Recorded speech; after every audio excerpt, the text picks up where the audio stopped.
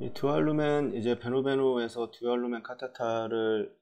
삽관하기 위해서 이제 대부분 이제 요즘 뭐 A라인을 잡든 아니면 뭐 주글라 베인에 카테터를 넣든 간에 이제 초음파를 통해서 대부분 시행을 하고 있을 겁니다. 초음파를 그래서 사용을 해서 인터널 저글라를 식별을 하고 이제 액세스를 이제 시작을 이제 하게 될 거고, 이 저글라의 다이아메트를 이제 특정해서 이상적인 이제 캐놀라 사이즈를 이제 선택을 할 수도 있을 겁니다. 이 초음파를 통해서 이제 저글라 베인의 사이즈가 얼마인지를 알 수가 있을 거니까 충분히 뭐 31프렌치도 충분히 이제 가게 될 거고, 이 플루로스코프는 이제 라이트 벤트리클, 코로나리 사이누스, 헤파틱 베인에 이 와이어가 배치되는데 이제 어떻게 사용이 이제 되게 될 겁니다. 이제 와이어가 이제 어느 부분에 위치되어 있는지도 확인할 수가 있을 거고, 이 플루로스코피는 이제 다일레이션이 일어나고 이제 캐놀라가 삽입될 때 이제 사용이 됩니다. 그래서 이쪽에 뭐 셀딩거 테크닉으로 이제 캐놀라를 넣고 뭐 다일레이터를 이용을 해서 이제 그 위치를 잡게 되는데, 이제 와이어가 이제 적절한 위치에 이제 있는 동안 이제 스티퍼 캐놀라는 여전히 이제 벤트리클이나 코로나리 사이너스 그리고 이제 헤파틱 베인을 통과해서 이제 와이어의 경로가 이제 이동될 수 있습니다. 이제 와이어가 쭉 밑으로 IBC까지 쭉 내려가는 게 아니고 뭐 RA로도 들어갈 수가 있고, 그 다음에 이렇게 해서 헤파틱 베인으로도 이제 들어갈 수 있다, 뭐 이런 얘기인 것 같고, 이러한 스트럭처에 대한 인저리는 이제 생명을 위협하는 이제 합병증이 될 수 있기 때문에 좀 이제 젠틀하게 이제 캐놀라 와이어라든가 이런 거를 삽관을 할 필요가 이제 있을 겁니다. 이 스킨 인시전은 이제 캐놀라 다이아메터보다 약간 작아야 이 최종 이제 캐놀라가 위치할 때 이제 피부 절개 가장자리에 가깝게 근접해서 인시전 사이트의 출혈을 최소화할 수가 있다, 이렇게 얘기하고 있습니다. 이제 이 캐놀라가 들어간 다이아메터보다는 좀 약간 이 스킨에서 텐션이 있어야지 이제 출혈이 발생을 하지 않고, 더 많이 캐놀라 사이즈보다 더 많이 인시전이 들어가게 되면 그 사이로 이제 출혈이 될 수 있기 때문에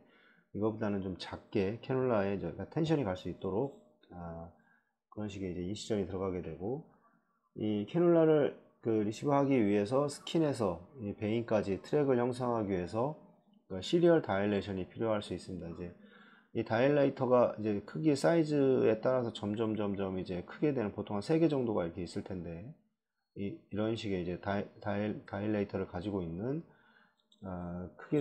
다일레이터를 이용해서 하나씩 제일 작은 것부터 점점 커질 수 있도록 이제 이쪽에 이제 다일레이션을, 캐놀라가 들어갈 수 있는 부분 다일레이션을 시키게 되는 겁니다. 그래서 이 부분은 한 개씩 이용을 해서 이제 점차 그 홀을 더 넓힐 필요가 있고, 뭐 젠틀한 스테디 프레셔가 이제 요구된다고 이렇게 이제 얘기를 합니다. 이거 서서히 갑자기 너무 급작스럽게 하는 것보다는 이제 서서히 부드럽게 삽관을 하고 다시 이제 빼는 이런 과정이 이제 필요하게 될 겁니다. 이 트랙이 너무 이제 타이트하게 되면 캐놀라가 너무 조이는 경향이 있을 수 있고, 또 이제 또 잘 안 들어갈 수도 있습니다. 그래서 트랙을 만드는 것은 뭐 인내심이 필요하고 통제되고 이제 슬로우 패션으로 이제 이루어질 수가 있고, 너무 급작스럽게 진행하는 것이 아닌 이제 서서히, 이 트랙을 만드는 것은 적절한 이제 와이어 포지셔닝에 이제 방해가 될 것입니다. 왜냐하면 이제 그 와이어를 통해서 이 트랙을 만드는 과정에서 다일레이터가 왔다 갔다 하는 과정에서 이 와이어가 좀씩 움직이거나 이제 이럴 수 있기 때문에 이제 적절한 그 포지셔닝이 방해가 받을 수 있다는 얘기인 것 같고, 이 다일레이션에 이제 포커싱을 맞추는 동안 와이어가 이제 뒤로 당겨지거나 이 벤트리클에서 이제 루프 상태가 되는 것은 뭐 일반적이다, 이렇게 이제 얘기를 합니다. 이 다일레이션이 완료되면 이제 플루로스코피를 통해 이제 와이어 포지셔닝을 다시 이제 리뷰하게 되는 거고, 캐놀라가 이제 그러니까 인서션 전에 이제 환자를 이제 시스테미컬리 엔티코아굴레이트 하는 것이 일반적인 관행입니다. 그래서 캐놀라가 이제 들어가기 전, 이제 와이어도 보통 이제 와이어가 들어가기 전에도 이제 엔티코아굴레이션을 시작하는데, 일반적으로는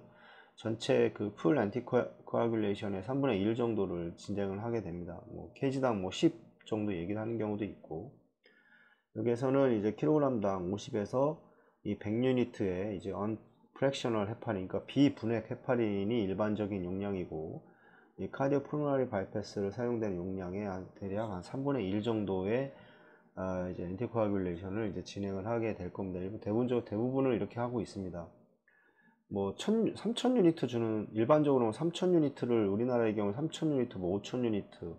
뭐 이런 식으로 케이지당 보통 한 10 유니트를 뭐 주는 데가 있고, 일반적으로 그냥 정해서 5000린을 줘라 뭐 이런 식의 하는 데도 있는 걸로 알고 있는데, 뭐 일반적인 용량은 케이지당 뭐 여기는 좀 많이 주고 있는데 보통 10 유니트를 주고 있는 것 같습니다. 그래서 이니셜로 이렇게 주게 되고 엔티코아귤레이션을 진행을 하게 되고, 그 다음에 이게 엔티코아귤레이션 하기 전에 이제 그 캐놀레이션 하기 전에 그 환자의 그 베이스라인, 그러니까 이제 ACT를 측정을 해서 그 베이스라인을 이제 측정을 해 놔야 됩니다. 그래서 이걸 해야 된다는 얘기를 하는 거고,